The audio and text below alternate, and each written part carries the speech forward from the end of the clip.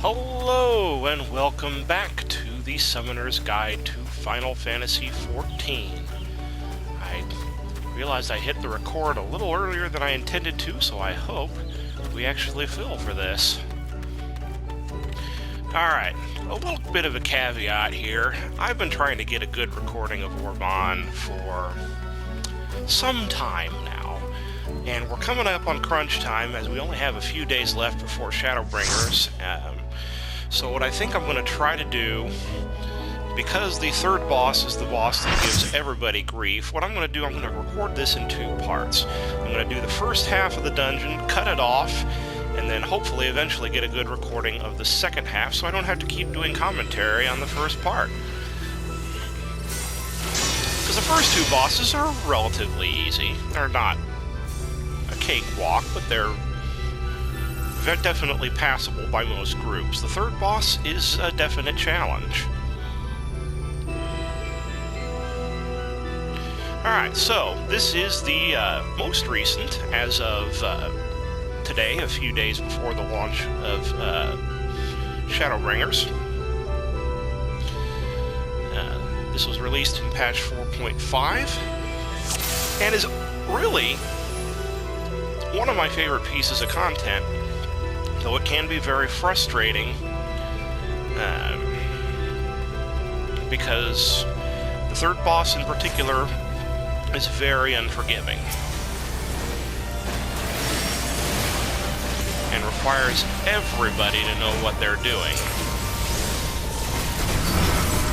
And we have a new player, or at least one new player, who I'm hoping has at least watched the video, but we'll see.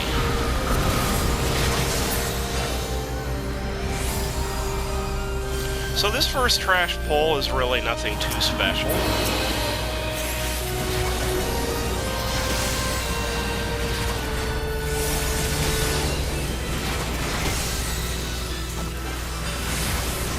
The monastic ghost is the one you want to focus on, because the skeletons are not as powerful. Oh shoot, I didn't get Death Flare off in time. My apologies. It's definitely a chore to try to talk and record at the same time.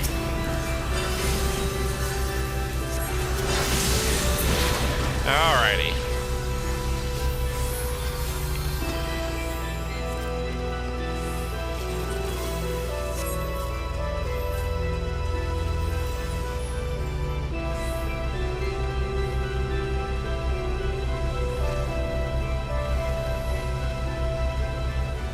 Did I say talk and record at the same time? That was stupid of me. Play and record is what I meant to say. It's been a long day. We'll just say that.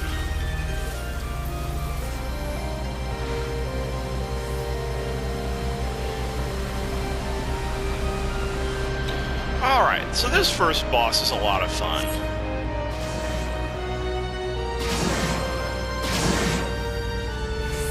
Alright, so Mustadio.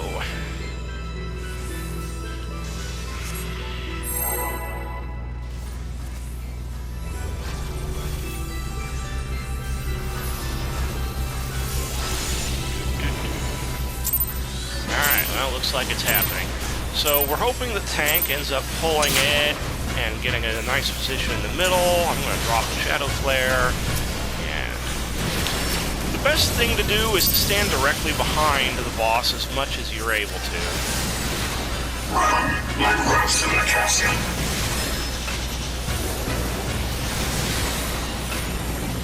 And what we're mainly looking for in this first section here are right-hand gun and left-hand gun. If he says right, you go left. And he'll usually follow up right with left. So be prepared to just go to the other side.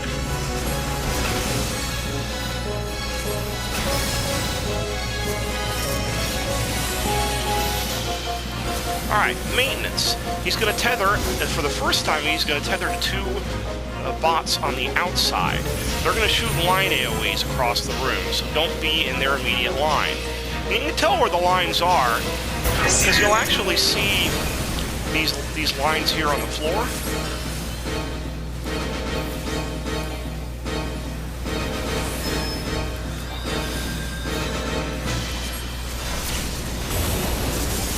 Alright, now the biggest thing we're going to worry about, we're waiting until he does an attack called Analysis. I want to make sure I get that off before he does, because he's going to be soon. You shall promise. Promise won't save you from what comes next. So the first time he does this, it's going to freeze you, and you're going to see a cutscene. He'll pop up there, he's going to aim his gun, and everybody's going to have rings around them, and the rings are going to have a gap. You want to be facing the gap toward Mustadio.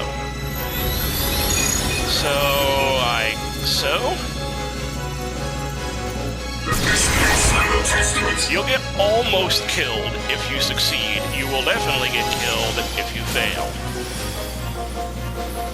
After that, resume. When he uses leg shot, he's going to drop a bunch of mines. Obviously, you don't want to step in. Then he'll usually follow that up with right-hand gun or left-hand gun, so be ready for that. Again, he may or may not use left-hand gun. Doesn't look like he's doing it this time. Energy burst will take care of the mines.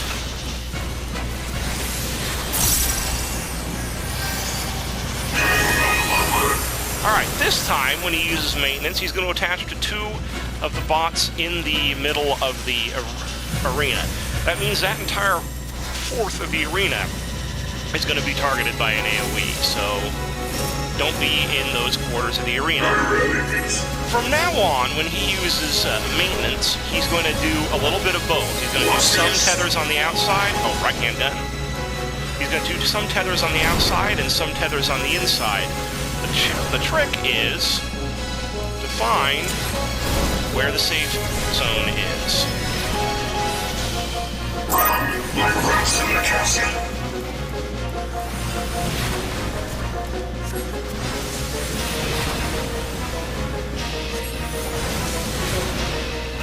Victory is not so close. Alright, maintenance. I believe this tile right here is safe.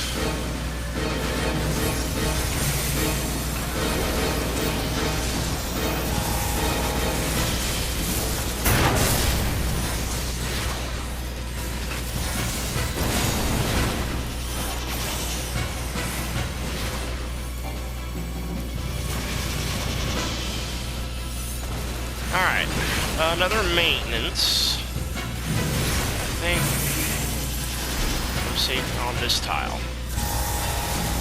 Oh shoot, no I'm not. I did not see that there. Crap, okay. That was a mistake on my part. And that mistake was fatal. I see you.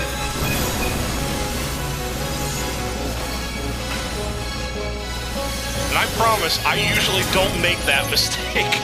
Okay, there is he's facing that direction, so I'm facing the circle, or the gap in the circle his direction. This is your final testament. I'm gonna get in close so I can get hit by some AoE heals. At this point, you've seen everything that he's gonna do.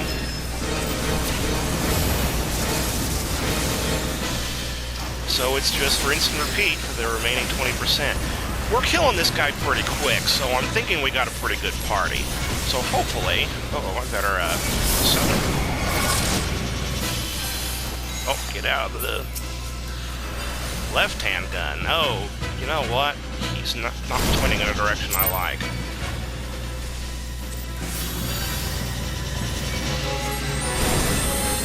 Alright. This could be going better. Oh! How did I get hit by that? Alright. Well, I'm not playing particularly well. The party seems to be playing well, so we'll see how it goes. So do as I say, not as I do in this fight. Okay, maintenance. This quadrant is not safe. That line is not safe. This line is safe. So I'm going to stay right here on this square.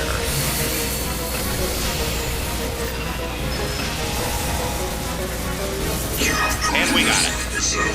Alright, I like this alliance so far. I think we might do well. Alright, so here's the thing. I'll roll on that. Might be better than what I have. It is better than what I have.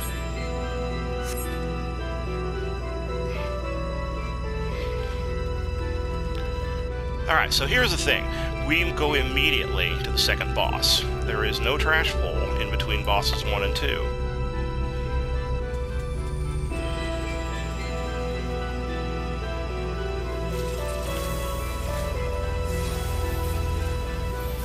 The bell of youth guides your fate, but have you the faith to fulfill his legacy? Alright, Agrius. This is another fun little fight. I don't like it as much as the Mustadio fight, but it definitely has its merits. Alright, so we have a conscientious player putting down marks. Oh, I'm Alliance B this time. That's not very often that I'm Alliance B.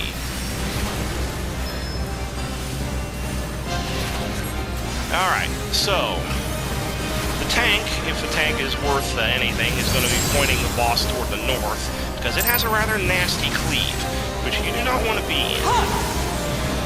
Thunder Slash is that cleave. And as you can see, it's a pretty big range, so don't be standing in it. It hurts. Alright. So when this happens, get into this AoE and pick up a shield duty action. Face the boss and activate your shield before that cast ends. And your shield will block the attack. Otherwise, you get hit pretty hard, get a vulnerability stack, and get a knockback. At least I think there's a vuln stack. I'm pretty sure there's a vuln stack.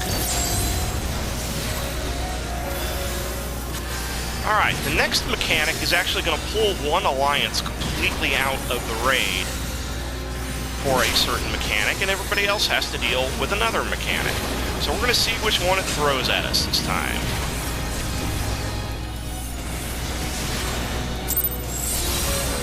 I'm going to use that just in case it is us.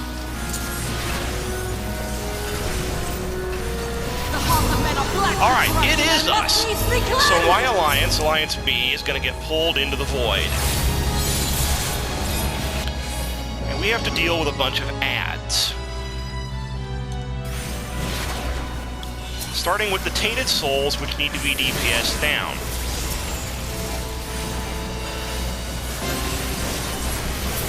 Then, get into this and pick up the sword duty action. And a bunch of new adds, Taintless Souls, are going to appear. You need to use the sword duty action to kill them. So Tainted Souls, DPS down. Taintless Souls, you use the sword action on.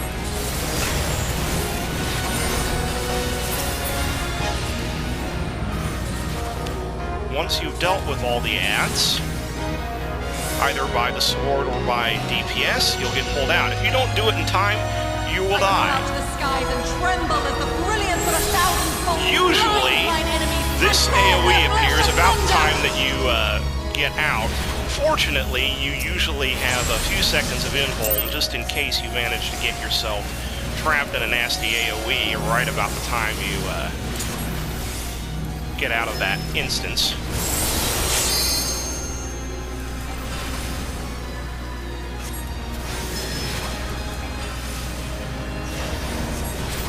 Judgment Blade. Facer. Use the duty action. Don't move after you've activated the duty action, otherwise you lose the shield.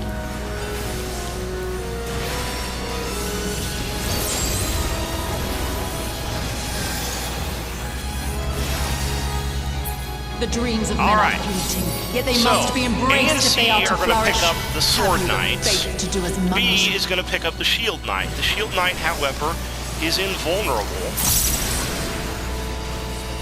until you deal with the adds that are attached to it.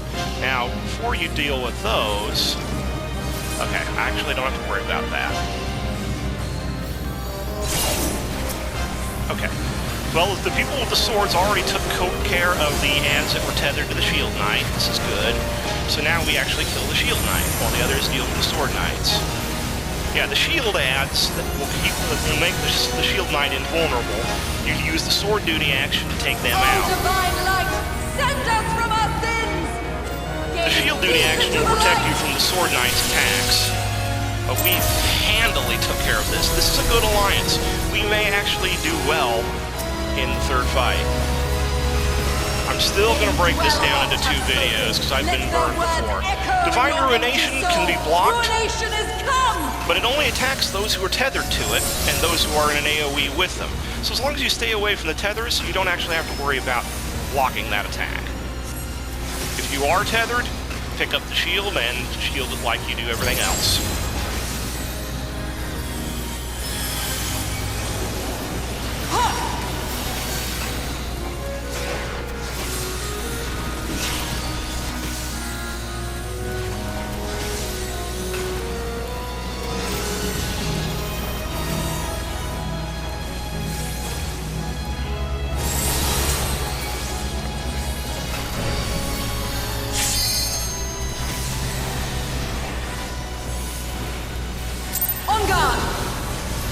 Alright, this time I'm not being pulled into the void, so I'll show you the other mechanic.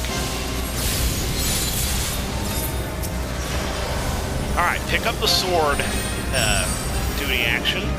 She's then going to encase one of the 2 remaining alliances in crystals. The other alliance needs to use the swords to break all the crystals so that your allies don't get themselves killed. Then obviously get out of the AoEs. And resume. The only other attack you really have to worry about is Hollowed Bolt, which you actually saw resolving as we got out of the void last time. We'll see if we manage to... Okay, here it is. Hollowed Bolt actually marks 2 players, and the 2 players will be affected by a large circle AoE and a donut AoE in one order or the other. It may be the donut first, it may be the point blank first. And the 2 of them are going to resolve one after the other. This mechanic will come back in the third fight. Now to your quest. My Aurelia awaits. Alright, so there's one trash pull that occurs between now and the...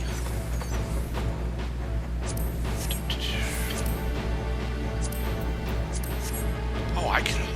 They took out the weekly lockout, so I can actually roll for more gear. That's good. Well, it makes sense. Only a few days left till Shadowbringers. So we'll show you the second trash pull, and the only other trash pull, by the way. Alright. And that's an improvement on my shoes. Sweet! I haven't been spending as much time gearing this character as I would have liked. I actually spent a lot of time over the last few weeks getting all of my classes up to 70, well, except for the Crafter and Gatherer classes on my main. And I succeeded in doing so. Alright. So the Night Stalkers are fairly easy to DPS down. It's when the Night Stalkers fuse into the much larger Dark Crusader that we have to worry. Alright, so Dark Rite, you've seen this attack before. This was a very commonly used attack in the Great Google Library, so all you have to do is make sure you get enough people in the ring, or enough people in the circle as there are rings in the circle. That will cause the circle to seal, and therefore an ad won't show up.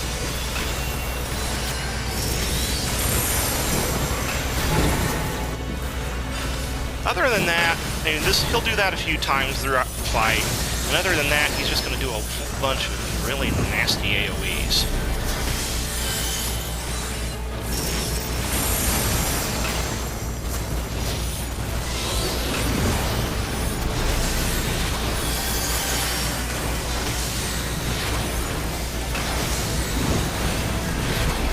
He's going to hit you hard, so the healers definitely have their work cut out for him in this particular fight.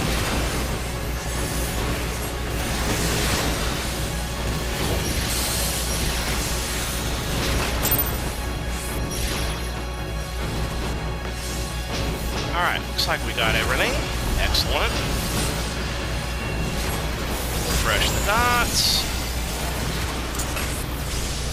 Refresh Shadow Flare.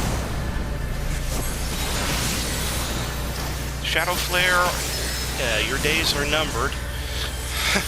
As I know for a fact they're getting rid of that in Shadowbringers. Alright, so I am going to cut the first part out here, and we'll see how the second part goes.